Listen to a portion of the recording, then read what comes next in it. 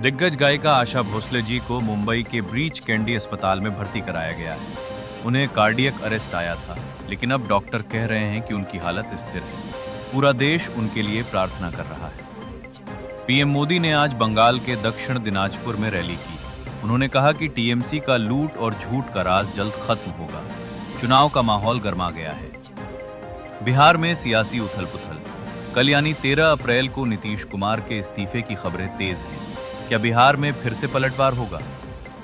बिहार के कटिहार में एक दुखद हादसा हुआ। मल्टी व्हीकल टक्कर में 13 लोगों की जान चली गई और 30 लोग जख्मी हैं। सड़क सुरक्षा पर फिर सवाल उठ रहे हैं। लालू प्रसाद यादव ने लैंड फॉर जॉब्स भ्रष्टाचार मामले में सुप्रीम कोर्ट का दरवाजा खटखटाया है। राजनीति और कानून का ये मुकाबला कहां जाएगा, देखना दिलचस्प होगा। संसद से एक दुर्लभ वीडियो वायरल हो रहा है, जहां पीएम मोदी और राहुल गांधी एक साथ काफी हल्के मूड में दिखे। सोशल मीडिया पर लोग इसे लोकतंत्र की खूबसूरती कह रहे हैं। दिल्ली वाले ध्यान दें, कुतुब मीनार और मेहरौली इलाके में आज शाम 4 से 9 बजे तक ट्रैफिक प्रतिबंध रहेंगे। लोगों की संख्या ज्यादा होने की वजह से ये एडवाइजरी जारी की गई है। मिजोरम में यूथ कांग्रेस ने शिक्षा विभाग के खिलाफ मोर्चा खोला है। उन्होंने कॉन्ट्रैक्ट्स में पक्षपात का आरोप लगाया है। मथुरा में नाव हादसे में मरने वालों की संख्या 11 हो गई है। पुलिस ने बोट ऑपरेटर को गिरफ्तार कर लिया है। सीजेआई सूर्यकांत ने सुप्रीम कोर्ट में 2 दिवसीय राष्ट्रीय सम्मेलन शुरू किया है। फोकस डिजिटल ट्रांसफॉर्मेशन और जुडिशियल प्रोसेस री इंजीनियरिंग पर है। आईपीएल 2026 का पहला शतक। संजू सैमसन ने 115 रनों की धुआंधार पारी खेली। उन्होंने एमएस धोनी का एक बड़ा रिकॉर्ड भी तोड़ दिया है। चेन्नई सुपर किंग्स ने आखिरकार इस सीजन की अपनी पहली जीत हासिल की। उन्होंने दिल्ली कैपिटल्स को 23 रनों से हराया। पंजाब किंग्स ने सनराइजर्स हैदराबाद को 6 विकेट से हराकर अपना विजय रथ जारी रखा है। श्रेयस अय्यर और प्रभ सिमरन की बैटिंग ने कमाल कर दिया। आईपीएल में नया सितारा आयुष महात्रे ने सीएसके के लिए 59 रन बनाए। लोग उन्हें अगला बैटिंग सनसनी बोल रहे हैं। बिहार के 15 वर्षीय वैभव सूर्यवंशी ने आरआर के लिए 26 गेंदों में 78 रन बनाकर सबको हैरान कर दिया है। ध्रुव जुरेल ने कहा कि क्रिकेट इतना आसान नहीं है जितना वैभव खेल रहा है। दुनिया के लिए बड़ी राहत। डोनाल्ड ट्रंप ने ईरान के साथ 2 हफ्ते के युद्ध विराम की घोषणा की है। युद्ध का खतरा थोड़ा टला है। इस्लामाबाद में अमेरिका और ईरान के अधिकारियों के बीच शांति वार्ता चल रही है। पाकिस्तान इस शांति प्रक्रिया में मध्यस्थ का काम कर रहा है। नासा का आर्टेमिस 2 मिशन आज सुरक्षित रूप से चंद्रमा के चक्कर लगाकर पृथ्वी पर वापस आ गया। 10 दिनों का ये ऐतिहासिक मिशन मानव अंतरिक्ष यात्रा में एक नया अध्याय है। भारतीय एलपीजी टैंकर जगविक्रम ने सुरक्षित रूप से हॉर्मुज जलडमरू मध्य स्ट्रेट ऑफ हॉर्मुज को पार कर लिया है। ये 15 अप्रैल तक मुंबई पहुंचेगा, जिससे भारत की गैस आपूर्ति सुरक्षित रहेगी। डोनाल्ड ट्रंप ने कहा है कि अमेरिका के पास इतने तेल भंडार हैं कि वो पूरी दुनिया की आपूर्ति संभाल सकता है। ये युद्ध विराम के दौरान उनका एक बड़ा बयान है।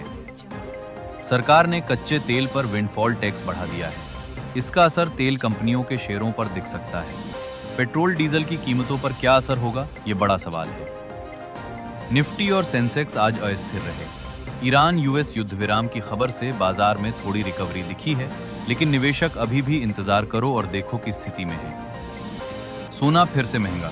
सुरक्षित निवेश की वजह से सोने की कीमतों ने नया रिकॉर्ड बनाया है। शादियों के सीजन में ये आम आदमी की जेब पर भारी पड़ रहा है। रॉयल एनफील्ड ने अपनी पहली electric bike flying flea launch कर दी है। 2.79 लाख रुपए कीमत है। क्या बुलेट प्रेमियों को ये साइलेंट बाइक पसंद आएगी? कमेंट में बताएं।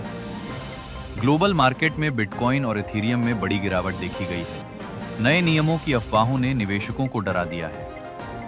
रणवीर सिंह की नई मूवी ने 1000 करोड़ रुपए का बिजनेस कर लिया है।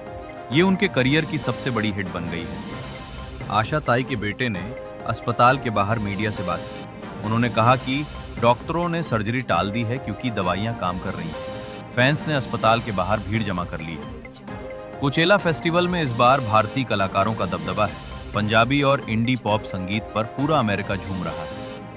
एक नई रिपोर्ट के मुताबिक 60% लोग अब बड़ी फिल्मों के लिए भी थिएटर जाने के बजाय 4 हफ्ते इंतजार करके ओटीटी पर देखना पसंद कर रहे हैं।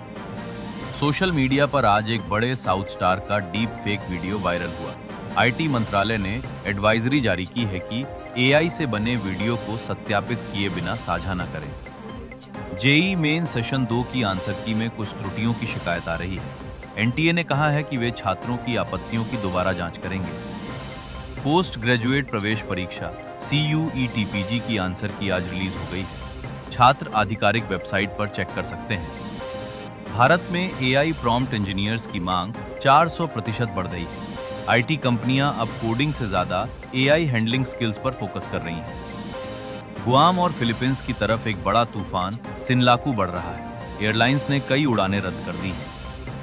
नई सैटेलाइट तस्वीरों से पता चला है कि आर्कटिक की बर्फ उम्मीद से 2 गुना तेजी से पिघल रही है। जलवायु परिवर्तन का असर अब साफ दिख रहा है। यूरोपीय संघ ने नए वीजा नियमों की घोषणा की है।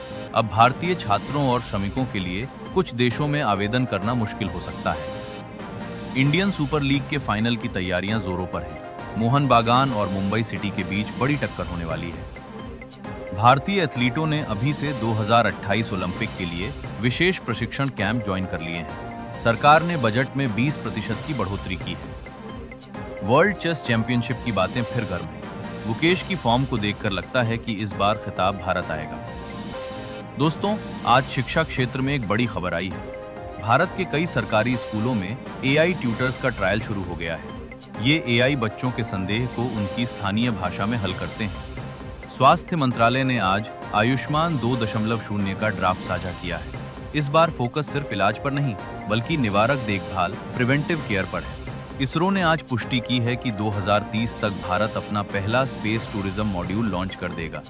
इसका मतलब है कि अमीर लोग अब चंद्रमा के नजदीक या पृथ्वी की कक्षा में घूमने जा सकेंगे। आज इस पर एक उच्च स्तरीय बैठक हुई, जिसमें निजी कंपनियों को भी पार्टनर बनाने की बात कही गई है।